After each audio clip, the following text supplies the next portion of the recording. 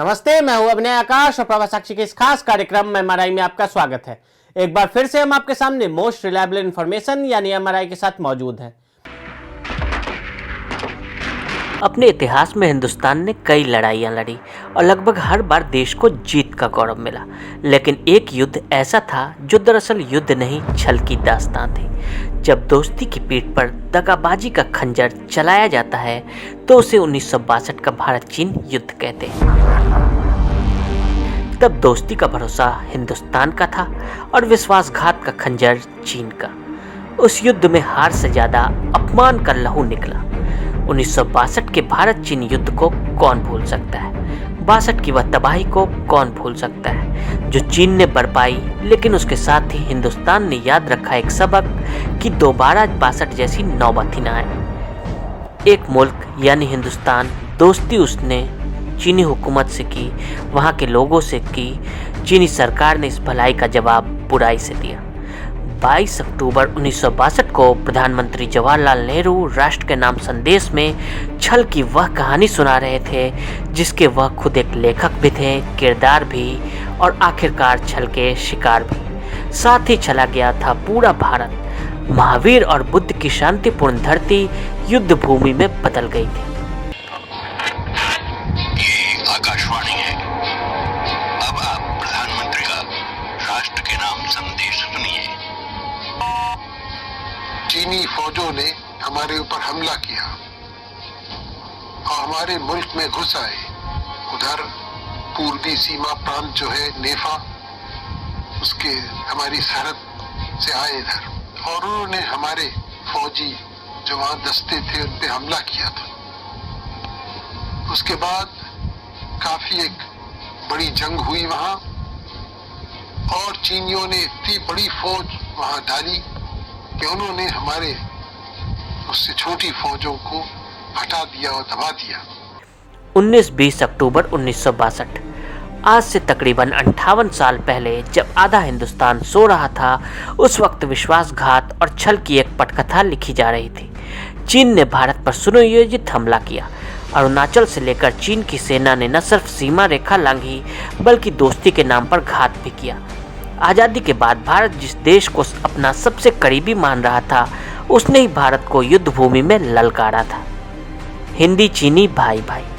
1947 में भारत को आज़ादी मिली और उसके ठीक 2 साल बाद यानी 1949 में माओ त्से तुंग के नेतृत्व में साम्यवादी दल ने 1 अक्टूबर 1949 को चीनी लोक गणराज्य पीपुल्स रिपब्लिक ऑफ चाइना की स्थापना की।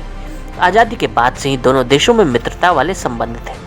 उस दौर में भारत सरकार शुरू से ही चीन से दोस्ती बढ़ाने की पक्षधर थी। जब चीन दुनिया में अलग थलग पड़ गया था, उस समय भी भारत चीन के साथ खड़ा था। जापान के साथ किसी वार्ता में भारत सिर्फ इस वजह से शामिल नहीं हुआ क्योंकि चीन आमंत्रित नहीं था। इतिहास के हवाले से कई ऐसे दावे भी हैं कि जवाहरलाल नेहरू की गलती की वजह से भारत ने संयुक्त राष्ट्र के सुरक्षा परिषद की स्थायी सदस्यता ठुकरा दी थी और अपनी जगह यह स्थान चीन को दे दिया। उस दौर में आदर्शवाद और नैतिकता का बोझ पंडित नेहरू पर इतना ज़्यादा था कि वो चीन को सुरक्षा परिषद की स्थायी सदस्यता दिलवाने के लिए पूरी दुनिया में लॉबिंग करने लगे। लेकिन सरदार पटेल ने चीन की इस चाल को भांप लिया था। वर्ष 1950 में ही सरदार पटेल ने नेहरू को चीन से सावधान रहने के लिए कहा था। अपनी मृत्यु के 1 महीने पहले ही 7 नवंबर 1950 को देश के पहले गृह मंत्री सरदार वल्लभ भाई पटेल ने चीन के खतरे को लेकर नेहरू को आगाह करते हुए एक चिट्ठी भी लिखी थी कि भले ही हम चीन को मित्र के तौर पर देखते हैं, लेकिन कम्युनिस्ट चीन की अपनी महत्वाकांक्षाएं और उद्देश्य हैं। हमें ध्यान रखना चाहिए कि तिब्बत के गायब होने के बाद अब चीन हमारे दरवाजे तक पहुंच गया है। लेकिन अपने अंतर्राष्ट्रीय आभा मंडल और कूटनीतिक समझ के सामने पंडित नेहरू ने किसी भी सलाह को अहमियत नहीं दी। पूर्व प्रधानमंत्री जवाहरलाल नेहरू ने हिंदी चीनी भाई भाई का नारा दिया, मगर 1959 में दलाई लामा के भारत में शरण लेने के बाद दोनों देशों के संबंधों में तनाव आने लगा। यही भारत चीन युद्ध की बड़ी वजह बना। 1962 में भारत पर चीन ने हमला क्यों किया था और इस युद्ध के पीछे चीन की मंशा क्या थी, इसको लेकर जितने सवाल उतने ही जवाब सामने आते हैं। लेकिन चीन के एक शीर्ष रणनीतिकार वांग जीसी ने इस युद्ध के 50 साल पूरा होने पर साल 2012 में दावा किया था कि चीन के बड़े नेता माओ त्से तुंग ने ग्रेट लीप फॉरवर्ड आंदोलन की असफलता के बाद सत्ताधारी कम्युनिस्ट पार्टी पर अपना फिर से नियंत्रण कायम करने के लिए भारत के साथ वर्ष 1962 का युद्ध छेड़ा था। उस समय हिंदी चीनी भाई भाई का नारा छाया रहता था, लेकिन बॉर्डर पर चीन की इस करतूत से हर कोई हैरान था। भारत को कभी यह शक नहीं हुआ कि चीन हमला भी कर सकता है। वांग जीसी ने कहा, स्वाभाविक रूप से उन्होंने कई व्यवहारिक मुद्दों पर से नियंत्रण खो दिया, इसलिए वह यह साबित करना चाहते थे कि वह अभी भी सत्ता में है। विशेष रूप से सेना का नियंत्रण उनके हाथों में है। इसलिए उन्होंने तिब्बत के कमांडर को बुलाया और झांग से पूछा कि क्या आप इस बात पर भरोसा है कि आप भारत के साथ युद्ध जीत सकते हैं। झांग गुहुआ तिब्बत रेजिमेंट के तत्कालीन PLA कमांडर थे। वांग जीसी के अनुसार कमांडर ने कहा, हाँ, मौत से हम युद्ध आसानी से जीत सकते हैं। उन्होंने कहा, आगे बढ़ो और इसे अंजाम दो। इसका उद्देश्य यह प्रदर्शित करना था कि सेना पर उनका व्यक्तिगत नियंत्रण है। युद्ध के शुरू होने तक भारत को पूरा भरोसा था कि युद्ध शुरू नहीं होगा। इस वजह से भारत की ओर से तैयारी नहीं की गई। यही सोचकर युद्ध क्षेत्र में भारत ने सैनिकों की सिर्फ 2 टुकड़ियों को तैनात किया, जबकि चीन की वहां 3 रेजिमेंट तैनात थे। चीनी सैनिकों ने भारत के टेलीफोन लाइन को भी काट दिए थे। इससे भारतीय सैनिकों के लिए अपने मुख्यालय से संपर्क करना मुश्किल हो गया था। भारतीय सेना इस मुकाबले के लिए तैयार ही नहीं थी। नतीजा ये हुआ कि चीन के 80,000 जवानों का मुकाबला करने के लिए भारत की ओर से मैदान में 10 से 20,000 सैनिक थे। ये युद्ध पूरा 1 महीना चला, जबकि 21 नवंबर 1962 को चीन ने युद्ध विराम की घोषणा कर दी। एंडरसन भगत की सीक्रेट रिपोर्ट। क्या तय थी 1962 में चीन के हाथों भारत की हार? क्या बिना तैयारी के भेजे गए थे भारतीय सैनिक? क्या मोर्चे पर चीन की तैयारियों के बारे में भारत के पास कोई सूचना नहीं थी? दरअसल इन्हीं सवालों का जवाब लेफ्टिनेंट जनरल नील एंडरसन और ब्रिगेडियर PS भगत ने अपनी रिपोर्ट में ढूंढने की कोशिश की थी। इस रिपोर्ट को गोपनीय घोषित कर दिया गया था। इसकी दोनों कॉपियों को रक्षा मंत्रालय में सुरक्षित रख दिया गया था।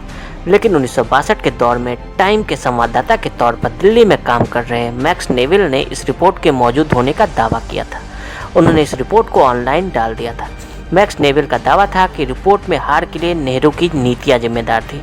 नेहरू की फॉरवर्ड पॉलिसी पूरी तरह से नाकाम साबित हुई। साथ ही दिल्ली और सेना के फील्ड कमांडरों के बीच तालमेल की बेहद कमी, सैनिकों की खराब तैयारियां और संसाधनों की कमी को भी जिम्मेदार माना गया। ऑस्ट्रेलियाई पत्रकार मैक्स नेविल ने एक किताब इंडिया चाइना वार लिखी, जिसमें इस सीक्रेट रिपोर्ट के हवाले से कई दावे किए गए। नहीं दिया गया सेना के हथियारों की मांग पर ध्यान। 1961 के मध्य तक चीन के सुरक्षा बल सिकियांग तिब्बत सड़क पर वर्ष 1957 की अपनी स्थिति से 70 मील आगे बढ़ चुके थे। भारत की 14,000 वर्ग मील जमीन पर कब्जा किया जा चुका था। देश में तीखी प्रतिक्रिया हुई। सरकार आलोचना के घेरे में आ गई। आलोचनाओं से तंग आकर नेहरू ने तत्कालीन सेना प्रमुख PN थापर को चीनी सैनिकों को भारतीय इलाके से खदेड़ने का आदेश दिया। थापर बहुत पहले से सेना की बदहाली से अवगत करा रहे थे। बार बार वह हथियार और संसाधनों की मांग कर रहे थे। नेहरू ने कभी उनकी बात पर ध्यान नहीं दिया। शायद प्रधानमंत्री को रक्षा मंत्री V कृष्ण मेनन की बातों पर ज़्यादा भरोसा था, जिन्होंने सेना की क्षमता और तैयारियों के बारे में बढ़ा चढ़ाकर बता रखा था। नेहरू का राजनीतिक बयान और चीन ने कर दिया आक्रमण। 13 अक्टूबर 1962 श्रीलंका जाते हुए नेहरू ने चेन्नई में मीडिया को बयान दिया कि उन्होंने सेना को आदेश दिया है कि वह चीनियों को भारतीय सीमा से निकाल फेंके। नेहरू के इस बयान से सैनिक हेडक्वार्टर हक्का बक्का रह गया। जब सेना प्रमुख थापर ने रक्षा मंत्री से इस बारे में पूछा, तब उनका जवाब था कि प्रधानमंत्री का बयान राजनीतिक स्टेटमेंट है। इसका अर्थ है कि कार्रवाई 10 दिन में भी की जा सकती है और 100 दिन में या 1000 दिन में भी। लेकिन नेहरू के इस स्टेटमेंट के 8 दिन बाद चीनियों ने आक्रमण कर दिया। बहरहाल, जब आज यह कहा जाता है कि 62 का नहीं बल्कि 2020 का हिंदुस्तान है, तो इस बात में दम है। पिछले कुछ दिनों से कभी चीन के हेलीकॉप्टर आते हैं तो कभी उसके सैनिक पेंगोंग झील में कारस्तानी कर जाते हैं। हिंदुस्तान ने चीन की हर हरकत का बखूबी जवाब दिया है। यही कारण है कि राष्ट्रपति शी जिनपिंग ने अपने सेना को युद्ध की तैयारी तेज करने के लिए कहा था, लेकिन 24 घंटे बाद ही दूसरा बयान चीन के विदेश मंत्रालय का आ जाता है, जिसमें कहा जाता है कि भारत के साथ सीमा पर हालात स्थिर हैं और काबू में हैं। दोनों देशों के पास बातचीत करके मुद्दे को हल करने के माध्यम मौजूद हैं। तीसरा बयान भारत में चीन के राजदूत का आया। उन्होंने कहा कि दोनों देश कोरोना वायरस से लड़ रहे हैं और इस वक्त रिश्तों को मजबूत करने की ज़रूरत है। इन बयानों से यही समझा जाना चाहिए कि चीन अब बातचीत की टेबल पर आना चाहता है।